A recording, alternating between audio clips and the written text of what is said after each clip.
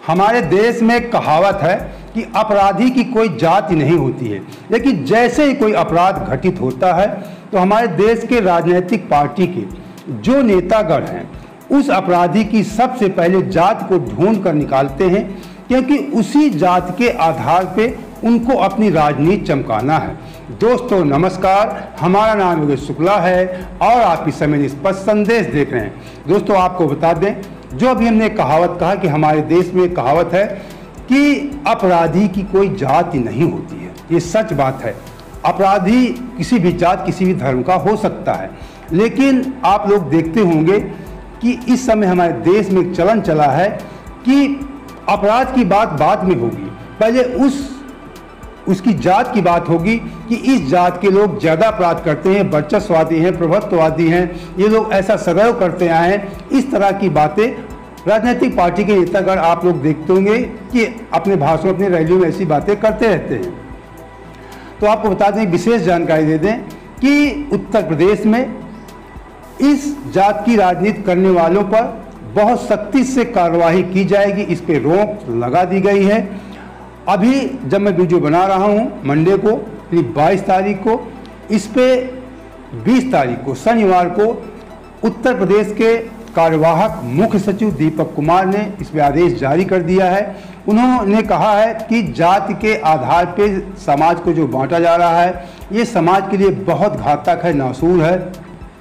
अब आपको बता दें कि अब पुलिस रिकॉर्ड में कोई भी जाति नहीं लिखी जाएगी, नोटिस बोर्ड में कोई भी जात नहीं लिखी जाएगी, गिरफ्तारी मेमो में कोई जात नहीं लिखी जाएगी, आरोपी की जाति का जिक्र किसी भी उसमें एफआईआर में जिक्र नहीं किया जाएगा। केवल आरोपी के पिता के नाम के साथ उसकी माता का भी नाम लिखा जाएगा। आपको बता दें कि जो ये आदेश उत्तर प्रदेश सरकार ने जारी किया है, अभी 16 सितंबर को इलाहाबाद हाई कोर्ट ने एक आदेश पारित किया था कि अब एफआईआर में किसी व्यक्ति की जाति नहीं लिखी जाएगी। इसी को आधार मान करके योगी सरकार ने जाति आधारित राजनीति करने वालों पर एक बहुत बड़ा तमाचा मारा है। हाई कोर्ट ने केवल एफआईआर का उल्लेख किया था, लेकिन योगी सरकार ने इसे पूर्ण रूप से प्रतिबंधित कर दिया है।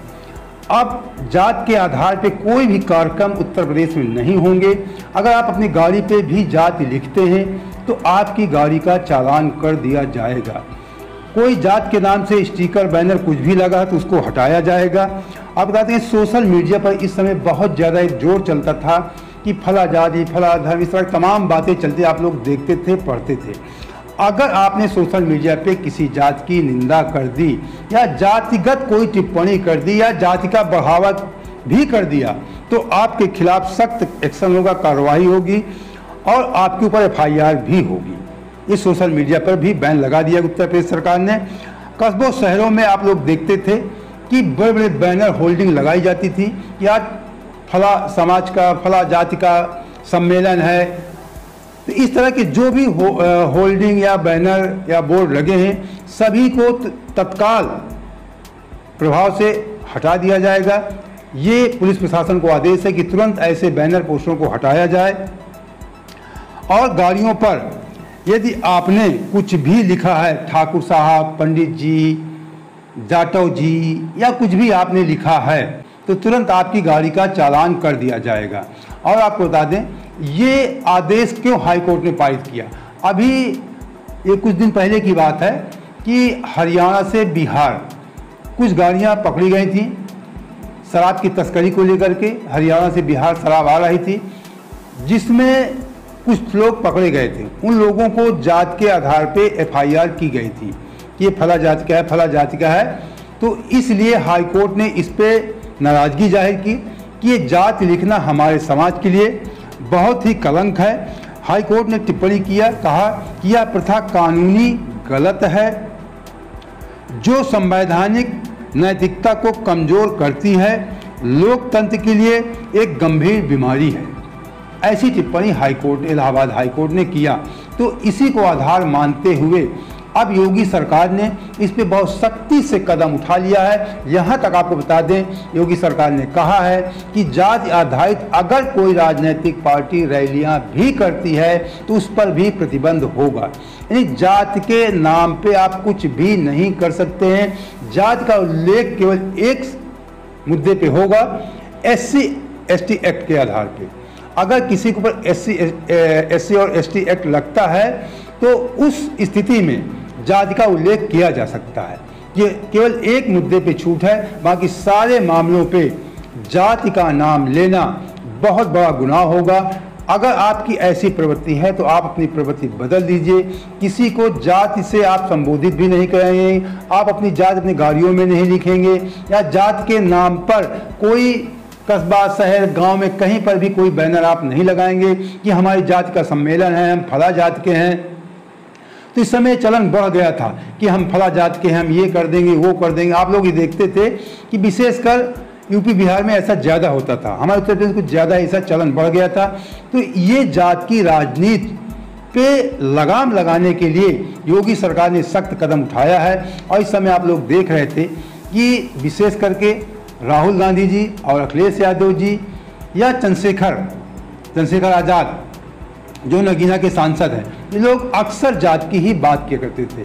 अभी पिछले लोकसभा चुनाव में आपने देखा था कि राहुल गांधी तमाम लोगों से, कैमरा वाले से, पत्रकारों से जात पूछ लिया करते, आप किस जात के।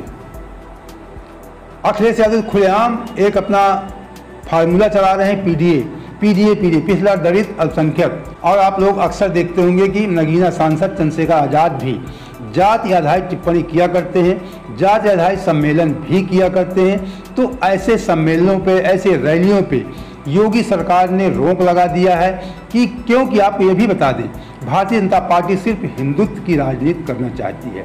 ये राजनीतिक पार्टियां जो हैं, जो तमाम इनके अलावा राजनीतिक पार्टियां हैं, इनकी राजनीति सफल नहीं हो रही है। तो ये हिंदुत्व को बांटकर राजनीति करना चाहती हैं। और योगी सरकार चाहती है कि ये जो इनका चलन है, जो बढ़ावा है, ये कहीं ना कहीं समाज के लिए भी घातक है और भारतीय जनता पार्टी के लिए भी नुकसानदायक है। इस बात से इनकार नहीं किया जा सकता। तो इस जो योगी सरकार ने कदम उठाया है, ये अच्छा कदम है। भले इसमें भारतीय जनता पार्टी का लाभ हो रहा हो या ना हो रहा हो, इससे मतलब नहीं है, लेकिन समाज को जात के आधार पर बांटना गलत है। जो राजनीतिक पार्टियां इस समय देश में कर रही हैं, उत्तर प्रदेश में कर रही हैं, ये बहुत ही गलत है, नासूर है। इन लोगों का, जो लोग जात की राजनीति करते हैं, बता दूं, इन लोगों को आपकी जात से कोई लेना देना नहीं है। ये केवल अपनी राजनीति चमकाना चाहते हैं, एन केन प्रकार किसी भी तरीके सत्ता में आना चाहते हैं, अपनी कुर्सी हासिल करना चाहते हैं, इसीलिए जात की राजनीति करते हैं। ये आप लोग देखते होंगे कि इस समय एक ज़्यादा चलन है कि सनातन धर्म के देवी देवताओं पे टिप्पणी कर दो, किसी बड़ी जात पे टिप्पणी कर दो, फिर वो नेता जो होता है वो सुर्खियों में आ जाता है, सोशल मीडिया पे वायरल हो जाता है, उसके तमाम नास्तिक टाइप के फॉलोअर भी हो जाते हैं।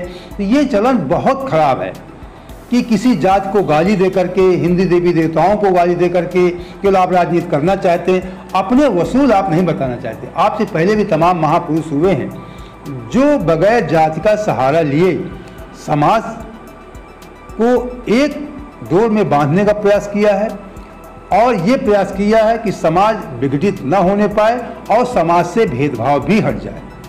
लेकिन प्रेजेंट टाइम में ये नहीं किया जाता। समाज को जोड़ने का काम तो आप छोड़ दीजिए, केवल समाज को तोड़ने का ही काम होता है। क्योंकि इन राजनीतिक नेताओं के पास ना कोई विजन होता है, ना कोई इनका सिद्धांत है, ना वसूल है, ना इनके पास कोई ज्ञान है। कोई अपने जात के आधार पर नेता बन जाता है, कोई अपने परिवार के आधार पर नेता बन जाता है, कोई अपने पिता के नाम पे नेता बन जाता है। ये कुछ कर नहीं सकते हैं। ये बहुत ही बेकार के आप समझ सकते हैं, कह सकते हैं कि ये लोग कुछ भी करने के लायक नहीं हैं।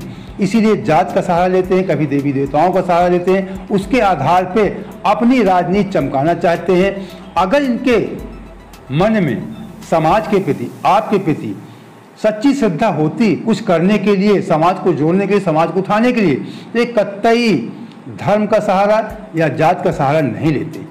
तो दोस्तों, अगर इसी प्रकार की निष्पक्ष खबरों के साथ आप हमारे साथ जुड़े रहना चाहते हैं तो हमारे साथ सब्सक्राइब करिए। वीडियो अच्छा लगा तो लाइक और दोस्तों शेयर भी कर देना। जय हिंद, जय भारत।